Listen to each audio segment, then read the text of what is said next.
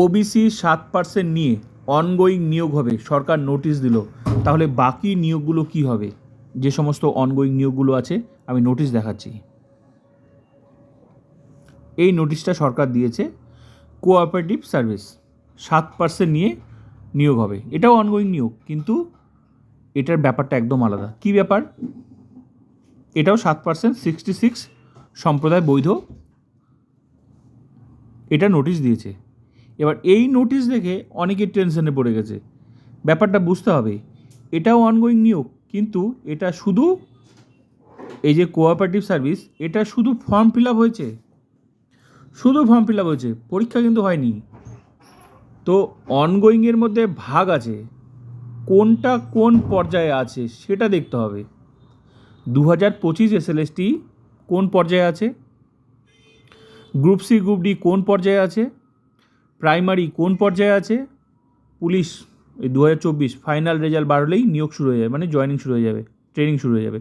কোন পর্যায়ে সেটা দেখতে হবে।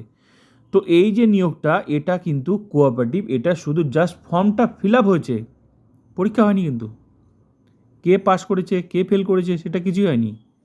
তো এখানে 7% নিয়োগ, এইটার ব্যাপার আলাদা, অনগোয়িংয়ের ধরন আছে। এবার সরকার 7% করে দিল মানে যে সবগুলোতে 7% করবে, পুরোটা সরকারের উপর ডিপেন্ড করছে। কিন্তু বাকি যে নিয়োগগুলো অনগোয়িং, এটাও অনগোয়িং। গ্রুপ 2025 SLST 11-12 শেষ পর্যায়ে, 9-10 17% নিয়ে হয়েছে। পুলিশ 2024, এই যে 2024 এটা ফাইনাল রেজাল্ট বার হলেই কী বলে জয়েনিং শুরু হয়ে যাবে। তো সমস্ত কিছু 17% নিয়ে হয়েছে। তো ওখানে কিন্তু যেহেতু 17% নিয়ে হয়েছে, তো সেখানে নোটিশ তো দেয়নি, তার মানে ঠিকই আছে। যেমন 2025 SLST 11-12 প্রসেস শুরু হয়ে গেছে, 9-10 প্রসেস শুরু হয়ে গেছে। তো 17% নিয়েই তো হয়েছে। 7% যদি হতো তো 7% নোটিশ উল্লেখ করতো, 7% নোটিশ উল্লেখ করেনি, মানে যেটা আছে সেটাই তো। যেটা কি আছে 2025 SLST 17% আছে, তো সেটা নোটিশ দেয়নি, মানে যেটা আছে সেটাই চলছে। তো বিষয় হলো এটাতে কেন দিল, এটাও তো অনগোয়িং, কিন্তু এটা ফর্মটা ফিল আপ হয়েছিল, পরীক্ষা কিছুই হয়নি। তো পরীক্ষা হবে, পাস করবে, তো কত পার্সেন্ট নিয়ে পাস করবে সেটা তো ব্যাপার আছে। তো এই জন্য আগেই নোটিশ দিয়ে জানিয়ে দিল যে এটা 7% অ্যাপ্লাই হবে। তো এই ব্যাপার, এই অনগোয়িং আর বাকি অনগোয়িংয়ের মধ্যে পার্থক্য আছে। যদিও পুরোটা সরকারের উপর ডিপেন্ড করছে, কিন্তু আমার যা মনে হচ্ছে এগুলোতে হবে না, এই জন্যই যে এগুলো, এটার ব্যাপার একদম আলাদা। এক তো হচ্ছে 2016 ব্যাপার আছে এখানে, 2025 SLSTর সঙ্গে বাকি যত এই যে গ্রুপ সি গ্রুপ ডি এগুলো অলরেডি পরীক্ষা হয়ে গেছে, ঠিক আছে।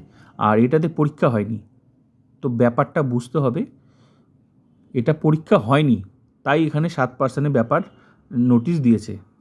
আর এগুলো অলরেডি হয়ে গেছে। 2025 SLST 9-10 11-12 তো শেষ পর্যায়ে, প্রায় শুধু 9-10টা ইন্টারভিউ নিলে ব্যাস অনেকটা এগিয়ে যাবে। তো ভেরিফিকেশন তো নোটিশ দিয়ে দিয়েছে, দেয়নি মানে 17% আছে। এটাই হচ্ছে গুড নিউজ, ঠিক আছে। আমার যা মনে হচ্ছে এগুলো সবগুলোতেই 17%ই থাকবে।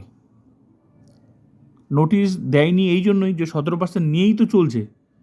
আর এটাতে নোটিশ এই জন্যই দিয়েছে যেহেতু পরীক্ষা হবে, প্রসেস শুরু হবে। আর এটা সেভাবে প্রসেস কিছুই শুরু হয়নি, জাস্ট ফর্মটা ফিল আপ হচ্ছে, তার জন্যই 7% নোটিশ দিয়েছে যে এটাতে 7% শুরু হবে। আর এই নোটিশ দেখে সবাই আবার টেনশনে পড়ে গেছে যে বাকিগুলো মনে হবে। আমার যেটুকু মনে হয়েছে আমি শেয়ার করলাম, তোমাদের মতামত তোমরা দিতে পারো ব্যাস।